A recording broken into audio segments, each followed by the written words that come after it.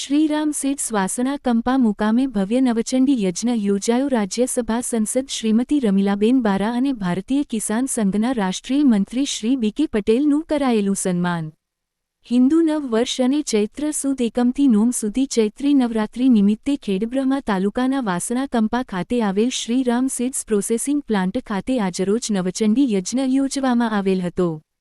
જેમાં તમામ સમાજના અંદાજિત 4,000 ઉપરાંત ભાવિક ભાઈ બહેનોએ ઉપસ્થિત રહી પ્રસાદ ગ્રહણ કર્યો હતો. આ પ્રસંગે રાજ્યસભાના સંસદ શ્રીમતી રમીલાબેન બારા અને ભારતીય કિસાન સંઘના રાષ્ટ્રીય મંત્રી શ્રી બી.કે. પટેલ અને સાબર ડેરીના ડિરેક્ટર અને પૂર્વ સરપંચ વાસણા શ્રીરામભાઈ પટેલ અને એપીએમસી ખેડબ્રહ્માના ચેરમેન શ્રી હીરાભાઈ પટેલનું સાલ ઓઢાડીને સન્માન કરવામાં આવ્યું.